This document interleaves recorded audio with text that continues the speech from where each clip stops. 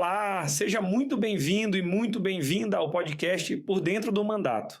Este é um programa criado para quem quer saber um pouco mais sobre as proposições legislativas que eu, deputado federal Rubens Pereira Júnior, apresentei na Câmara dos Deputados. Toda semana, nossos apresentadores gerados por inteligência artificial vão falar sobre um projeto apresentado, mostrar como ele impacta na vida real das pessoas.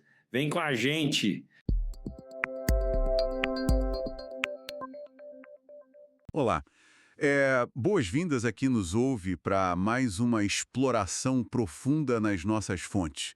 É excelente ter a nossa audiência conosco para, analisar documentos que realmente moldam um cenário atual. Com certeza, é muito bom estar aqui de novo. E hoje nós temos em mãos um texto que promete alterar substancialmente a forma como a informação política circula nas nossas telas. Estamos falando do projeto de lei número 375. Datado de 6 de fevereiro de 2026, correto? Exato. De autoria do deputado federal Rubens Pereira Júnior. E a nossa missão hoje é justamente entender como essa proposta legislativa pretende mudar as regras do jogo. Principalmente para a divulgação de pesquisas eleitorais, especialmente no ambiente digital e nas redes sociais. Por quê? Para quem acompanha a nossa análise, o cenário é muito familiar. Sim, todos nós conhecemos bem essa realidade. É uma enxurrada de gráficos, barras coloridas, linhas de tendência pulando na tela durante as eleições. E a grande questão que sempre surge é quão confiáveis são esses números. O PL 375 tenta criar uma espécie de raio-x obrigatório para essas pesquisas, antes mesmo que elas viralizem. O que é fascinante aqui é como o documento tenta enfrentar um dos grandes dilemas contemporâneos. Aquele equilíbrio delicado entre dois pilares, sabe? Quais seriam? Bom, de um lado a gente tem a necessidade inegociável de preservar a liberdade de expressão e a livre pesquisa científica. Do outro, há uma urgência crescente em combater a desinformação eleitoral. Ah, sim. Proteger o debate público. Exatamente. E lendo o texto, fica claro que a proposta não é uma censura prévia dos números. É, na verdade, uma exigência brutal de transparência metodológica. Ok, vamos desempacotar isso. A espinha dorsal dessa mudança parece estar nos artigos 33A e 33B, né? Isso mesmo. Que trazem a exigência de um registro prévio e obrigatório no Tribunal Superior Eleitoral, o TSE. E não é só para TV ou rádio. O texto fala de redes sociais, internet, WhatsApp, tudo. É uma rede bem ampla. É, tipo um rótulo nutricional obrigatório. Sabe quando a gente vai comprar um produto no mercado e precisa ler atrás o que tem dentro? Adoro essa analogia. É isso. Antes de consumir a pesquisa, a lei exige que o público saiba quais são os ingredientes. Mas, na prática, o que tem que estar nesse rótulo? Olha, a lista de ingredientes é bem extensa e técnica. O registro exige a entrega do questionário completo que foi aplicado, quem pagou pela pesquisa. Isso é crucial. Super crucial. E se há algum vínculo financeiro ou contratual com candidatos ou partidos políticos. Além disso, pede o tamanho bruto da amostra. E eles precisam dividir essa amostra, certo? Sim. Tem que mostrar a distribuição estratificada por sexo, idade, unidade federativa e outros recortes. E, claro, o nome do responsável técnico com o devido registro profissional. Alguém tem que assinar embaixo daquela matemática. Certo.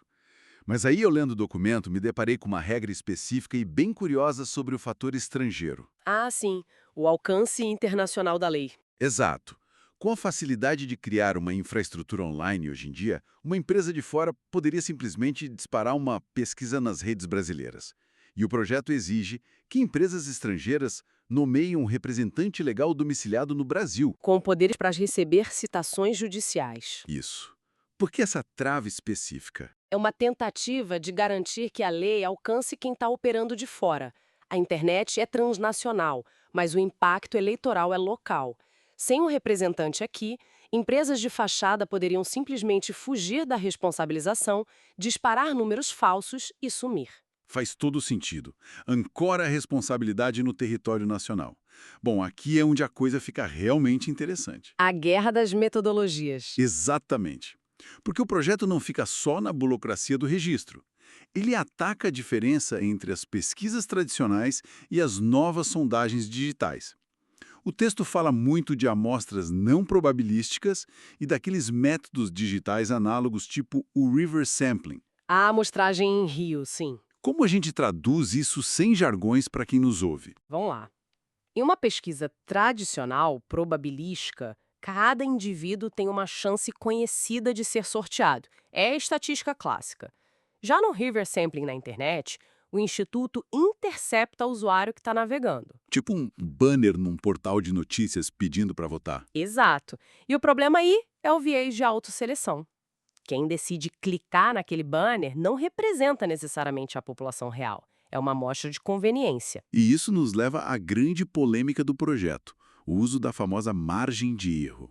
O PL é taxativo quanto a isso. Ele proíbe explicitamente o uso do termo margem de erro, quando a amostra for não probabilística. Proíbe completamente. Completamente. Porque na estatística formal, margem de erro é um cálculo matemático fechado. Aplicar isso a uma enquete de portal induz o público a uma falsa sensação de precisão científica. Então essas pesquisas digitais vão ter que carregar uma sinalização obrigatória, como um alerta de saúde. Atenção! Este gráfico não tem rigor estatístico completo. Mas espera aí, diante de tanta burocracia, como fica a ciência pura? O ambiente acadêmico faz muitas pesquisas de intenção que não são para eleição. O texto previu isso. O artigo 33C traz uma exceção acadêmica. Ah, interessante. É um regime simplificado. Se o objetivo for puramente científico e o pesquisador precisa comprovar isso, demonstrando que não há dinheiro de campanha envolvido e não há intenção de influenciar a eleição, Aí a burocracia cai. exato, há menos exigências para proteger justamente a liberdade de pesquisa acadêmica dentro das universidades. Uma separação justa entre ciência e propaganda política disfarçada de ciência. Bom, vamos mudar de rota um pouco. A gente falou muito sobre quem faz a pesquisa. Certo. Mas e quem hospeda essa pesquisa? Porque o PL adiciona regras diretamente à Lei nº 12.965 de 2014. O Marco Civil da Internet. Ele mesmo. O texto altera a relação do TSE com as plataformas e as Big Techs. E essa é uma das partes mais incisivas do documento. O PL obriga as redes sociais e os provedores de aplicação a criar um canal ágil e permanente de comunicação direta com o Tribunal Superior Eleitoral. Uma linha direta, tipo um telefone vermelho? Praticamente, eles precisam ter um registro auditável de todas as notificações. E a questão principal aí são os prazos de emergência. Os números no documento chamam a atenção. A velocidade de viralização de um gráfico falso é absurda. A lei traz prazos muito curtos para a remoção de conteúdo. Sim, estamos falando de prazos emergenciais que variam de 24 a 48 horas. 24 horas. Para uma empresa global organizar a moderação? Isso mesmo. Em casos de risco imediato e efetivo ao processo eleitoral, as plataformas terão de cumprir ordens de retirada ou bloqueio de conteúdo irregular nessa janela estreita. Se conectarmos isso ao panorama geral, e a gente sabe que moderação de conteúdo esbarra no devido processo legal, a pessoa que postou não tem direito de se defender. O PL tenta equilibrar isso. A regra geral é que o responsável pelo conteúdo deve ser notificado previamente pela plataforma. A rede social avisa: recebemos uma ordem se o conteúdo tem problemas com a lei eleitoral. Mas existe uma exceção? Existe a medida cautelar. Em casos de extrema urgência, onde avisar antes poderia frustrar a eficácia do bloqueio, Tipo, o usuário descobre que vai ser bloqueado e rapidamente cria 10 contas falsas para espalhar a imagem antes da ferramenta agir? perfeito. Nesses cenários, a notificação prévia pode ser dispensada momentaneamente para garantir que a desinformação seja contida. É a velocidade da internet exigindo respostas da justiça na mesma moeda. Então, o que tudo isso significa, né? Em termos práticos, digo. Porque não adianta ter uma lei bonita se ninguém obedece. As punições têm que doer no bolso. E o artigo 33D cuida exatamente disso, as consequências. O documento lista advertências e vai escalando para multas graduadas. Isso. A multa leva em conta a gravidade, o alcance da publicação, reincidência e se houve dolo ou apenas uma falha técnica. Pode até gerar a suspensão temporária da divulgação de novas pesquisas. E um detalhe curioso que eu notei no texto. O destino desse dinheiro. As multas não vão simplesmente para o caixa do governo. Ou para um fundo específico de fiscalização eleitoral que o TSE venha a regulamentar. O dinheiro da infração alimenta a fiscalização da infração inteligente, mas implementar tudo isso, canais de comunicação de 24 horas, auditoria de metadados, exige tempo. Como é o cronograma de adaptação? O documento traz datas bem claras. Depois que a lei for publicada, o TSE terá 90 dias para criar todo o sistema de registro e publicar as resoluções. 90 dias para a parte pública? Exato. Em seguida, os institutos de pesquisa e as plataformas de internet terão 180 dias para adaptar os seus próprios sistemas e se conectarem ao TSE. É um prazo apertado para as Big Techs mexerem na sua engenharia interna. Mas há um detalhe nas disposições finais do projeto, no parágrafo único do artigo 9º, que eu achei essencial. Ah, o chamado período educativo. Isso. O que é exatamente esse período? A lei estabelece um período de carência de 12 meses, um ano inteiro, contado após aqueles 180 dias de adaptação inicial. E durante esse ano, o que acontece? O foco será na adaptação.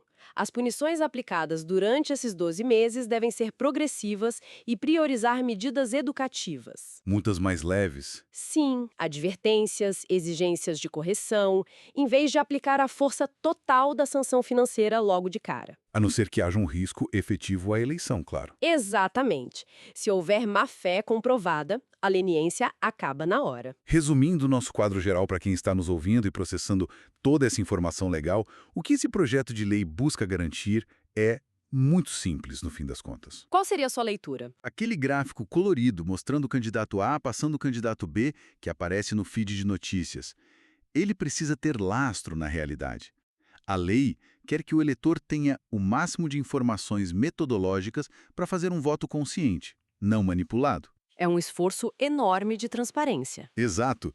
Mas sabe, toda essa estrutura me deixa pensando em um cenário específico e queria ouvir a sua opinião sobre isso. Diga. Isso levanta uma questão importante sobre esse período educativo.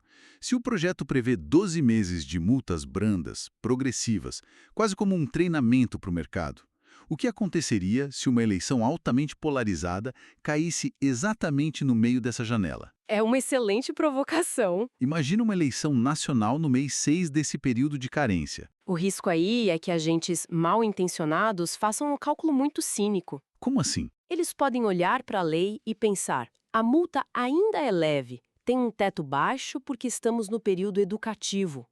O custo financeiro dessa punição compensa o ganho político de inundar o debate com uma pesquisa falsa nos últimos 10 dias de campanha. Nossa, vira uma taxa de conveniência para espalhar desinformação. Exatamente. É o perigo do timing da implementação das leis no mundo real.